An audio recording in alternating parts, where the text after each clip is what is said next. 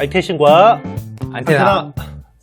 네, 안석현의 테크나들이 사실 매달 이렇게 나와서 필드에 있는 생생한 정보들을 굉장히 제일 빨리, 물론 이제 키포스트에 제일 먼저 내고 나오는 내용이긴 하지만 굉장히 어떻게 보면 어디서 들을 수 없는 그런 내용들이 많습니다. 그래서 우리 안석현 기자의 유튜브 채널이 이제 이지 키포스트, 그리고 이제 텔레그램 채널도 있습니다. 그래서 많이 좀 구독해 주시면 좋겠습니다. 지난 시간에 우리가 이제 유리기판 쪽으로 새로운 플레이어들 좀 많이 이야기했고, 이게 실리콘 인터포저를 이제 유리 인터포저로 바꾸는 트렌드에서 어떤 유리의 방막화, 그리고 이제 거기에 뚫는 PGV 가공 쪽에서 어떤 어려움들이 있는지 이야기를 했는데, 자, 그러면 여기서 그러면 이렇게 공정이 빡세지면 그러면 검사도 굉장히 빡빡해지겠구나, 이런 생각을 할 수밖에 없습니다. 그래서 이런 가운데 국내에서 또 주목받는 회사가 파크 시스템즈라는 회사가 있고, 이 회사가 사실 전 세계적으로 원자 현미경을 가장 잘하는 회사 1위가 됐죠. 네, 맞습니다. 1위가 됐고요.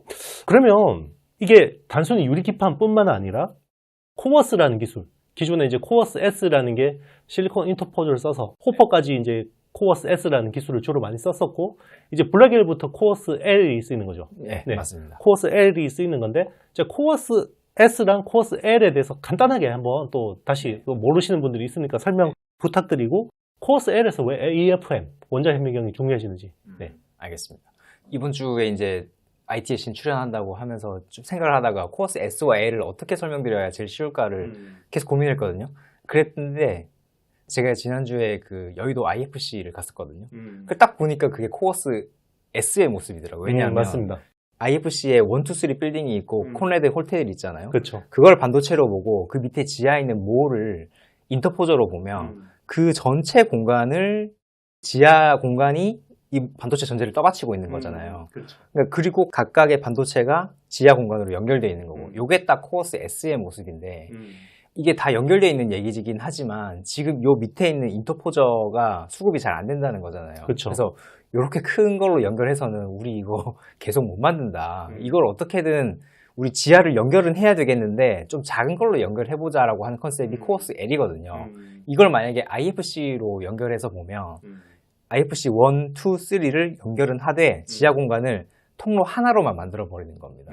그러면 지금은 IFC 놀러 가보면 사람들이 막 자유롭게 막 다니면서 1, 2, 3 왔다 갔다 하지만 이제는 딱 정해진 길로만 가도록 이렇게 유도해놓고, 대신에 인터포저는 훨씬 적게 쓸 수 있게, 그러니까 건물로 따지면 지하 공간을 훨씬 적게 파서 공사비를 적게 들일 수 있게 만드는 게 코어스 L이다, 이렇게 설명을 드릴 수 있을 것 같아요. 이 트렌드는 결국에는 우리가 앞 시간에도 얘기했지만 인터포저를 어떻게 하면 적게 쓰거나 안 쓰거나 아니면 쓰더라도 좀 유리 같은 걸로 좀 싸게 만들어줄 수 있을까, 이 모든 트렌드가 다 연결되어 있는 트렌드라고 보시면 되겠습니다. 네. 인텔이 EMIB라고 해서 실리콘 브릿지를 써서 그 칩하고 딱 연결하는 부분만 인터포저를 쓰는 딱 그런 컨셉이라고 보면 맞습니다. 네. 딱 그렇게 연결하면 이제 문제가 있죠. 지금 IFC의 사람들은 정말 자유롭게 다니고 이리 갔다가 저리 갔다가 널널하게 다니지만, 그거를 통로를 딱 한 줄로 딱 만들어 놓으면 뭐 공사비는 적게 들겠지만 일단 다니는데 불편할 거잖아요. 그렇죠. 사람이 그렇게 많은데 어떻게 한 줄로 다녀? 그러면 이제 설계가 빡세지기 시작하는 건데, 그러면 이렇게 되는 거죠. 야, 앞으로는 사람들 줄 서서 다녀. 그리고 콘레드 호텔은 잘 안 가니까 거기 갈 땐 뛰어다녀.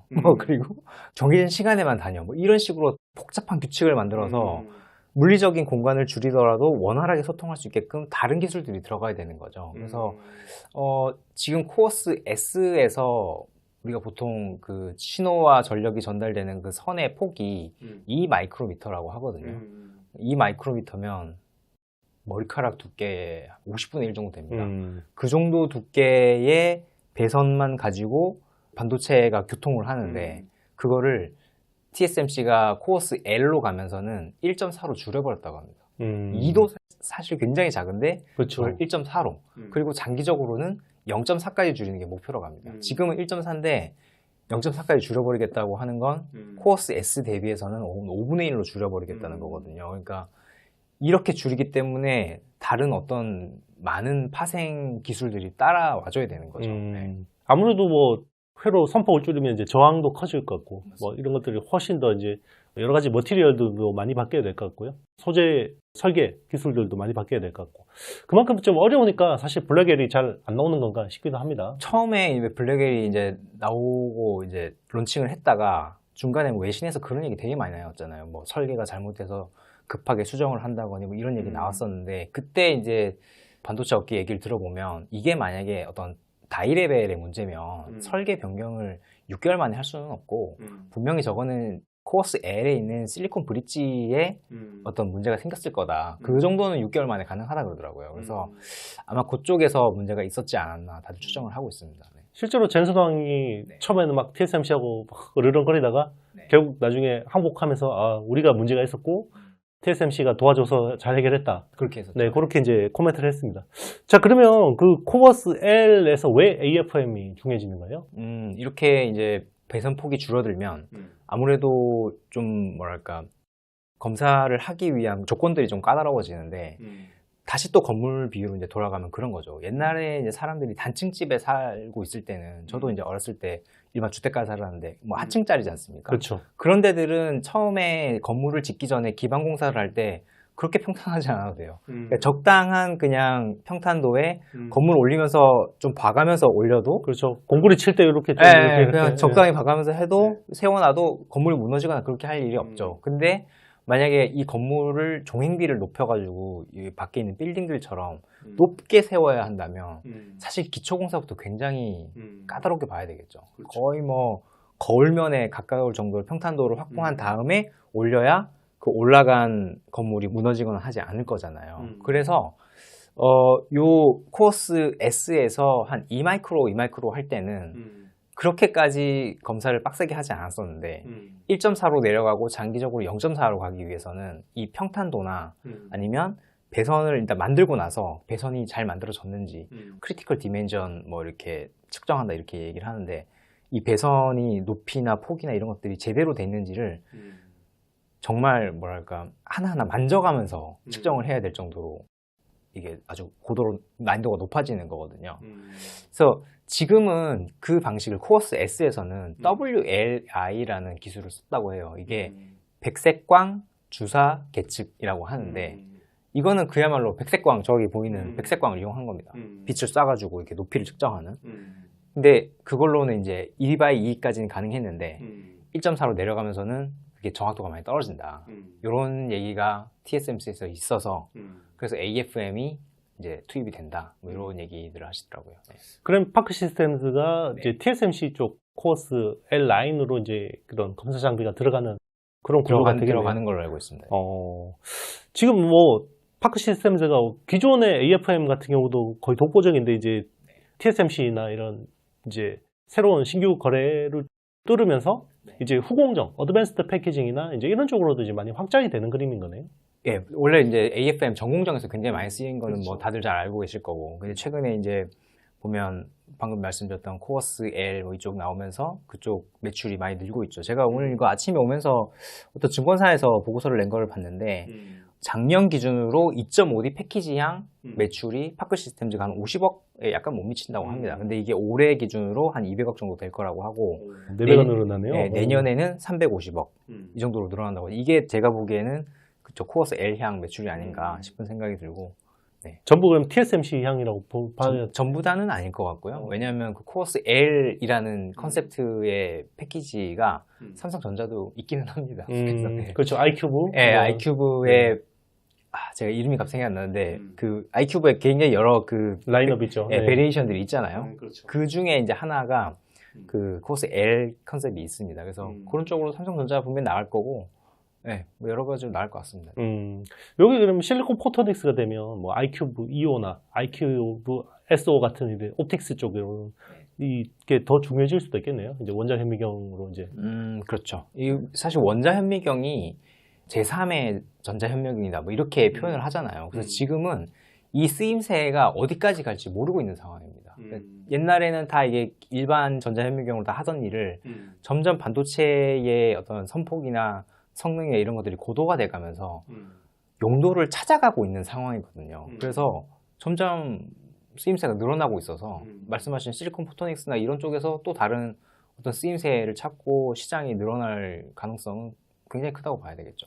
그렇죠. 이제 전공정에서 보면 우리 게이트 올 어라운드라고 하는 이제 4차원 구조잖아요. 네, 이제 3차원, 4차원 구조에서도 이게 구조 자체가 트랜지스터가 워낙 모양이 이제 특이해지니까 이런 것들도 이제 다 검사를 해야 되고 그런 쪽에서도 이제 AFM이 쓰인다 이런 이야기를 또 많이 하니까 네.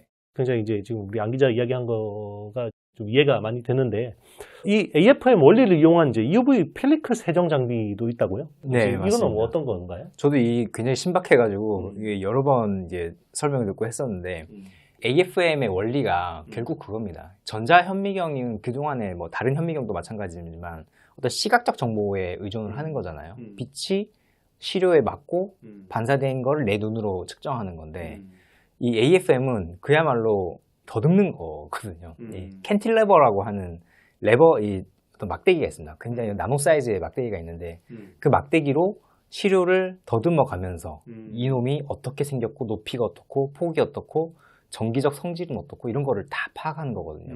그래서 굉장히 정확하게 파악할 수 있으되 속도는 굉장히 느립니다. 오래 걸리겠네요. 엄청 오래 걸리겠죠. 거의 뭐 원자 단위로 찍고 다녀야 되니까. 근데 이 원자 단위로 찍고 다니는 성질을 이용하면 좀 다른 데 활용할 수 있는데 방금 말씀하신 EUV 펠리클 세정 장비. 그 펠리클은 뭔지 아시잖아요. 그죠? 네네. 우리 구독자분들 다 아시죠? 네, 대부분 아실 이 겁니다. 정도는 아시죠? 네네네. 펠리클을 이제 마스크에 씌워놓고 나면 EUV 공정을 진행을 하면서 그 내부에 먼지 같은 게 떠다니다가 펠리클에 묻을 거 아니에요. 그렇죠. 파티클. 그러면 네. 이 펠리클이 하나에 한 2,500만 원, 3,000만 원 정도 한다는데 이거 버리면 아깝잖아요. 그렇죠. 그럼 이거를 그 AFM 앞에다 갖다 놓고 캔틸레버로 그 먼지를 똑 잡아서 떨어뜨리는 아, 이런- 직접 컨택을 할 수 있기 직접 때문에 컨택을 할 수 있기 때문에 이게 만약에 그냥 현미경 눈으로 보는 거면 그게 불가능하겠지만 다다다다다다 찍고 다니는 거라서 그 먼지 사이즈도 결국엔 나노 사이즈일 거 아니에요. 그렇죠. 그럼 그 놈을 딱 잡아가지고 딱 치우면 2,500만 원 살리는 거예요. 아, 예. 그래서 리페어. 예, 리페어 장비라고 하죠. 세정 장비 좀 약간 어감이 좀 이상한 거. 예, 하여튼 그쵸. 그렇는데 요거가 우리가 이름만 아는 EUV 쓰는 회사에는 거의 다 들어간다고 합니다. 예, 그래서 요거는 어떻게 따져보면 현미경이 아니죠. 예. 그렇죠. 예, 근데 이것도 봐야 치울 수 있기 때문에 예, 뭐 하여튼 여러 가지 컨셉이 혼합된 거라고 하는데 요 되게 신박한 장비인데 요것도 뭐 매출이 늘고 있다고 하네요. 네, 일단 뭐 파크 시스템즈 그러면 사실 그 회사 시총이 실적 대비해서 굉장히 좀 높기 때문에 많이 부담스러워 하시는 부분들이 많은데 이런 이야기들 듣고 보니까 아, 높은 멀티플을 받는 이유가 있구나 이런 좀 생각도 듭니다. 전 딴 것보다 이 어떤 쓰임새를 계속 찾아가고 있다는 게 되게 좀 뭐랄까 되게 좋아 보이더라고요. 그러니까 다른 뭐 증착이니 직각이니 뭐니 이런 것들은 어떻게 보면 막 20-30%의 성장을 이루는 어떤 것들은 계속 나오긴 하지만 회사가 퀀텀 점프할 수 있는 어떤 계기가 생기는 건 되게 어렵잖아요. 그렇죠. 예, 근데 이 AFM은 정말 보면 볼수록 신기한 녀석이긴 합니다. 네, 이제 우리가 투자함에 있어서 또 이제 원자 현미경이라는 이런 검사 쪽도 우리가 좀 많은 관심을 가지고 보면 또 이제 좀 기회가 있지 않을까. 사실 또 지금 뭐 접근하기에는 좀 부담스러울 수도 있을 것 같고요. 그리고 이제 우리 안석현 기자 같은 경우는 산업 전문가이기 때문에 여러분들이 이제 밸류에이션이나 이런 것들은 또 투자의 관점은 조금 다를 수도 있습니다. 그러니까 여러분들이 이 이야기만 듣고 또 투자하시면 안 되고요. 네, 투자에 잘 참고를 하시면 좋을 것 같습니다. 네, 우리 그러면 뭐 지금 이제 준비한 내용은 여기까지고 다음 시간에는 이제 폴더블 디스플레이 네, 맞습니다. 네, 관련해서 또 새로운 기술 트렌드가 있다고 하니까 여기에 대해서 또 설명드리도록 하겠습니다. 자, 저희가 준비한 내용은 여기까지입니다. 여러분 안녕.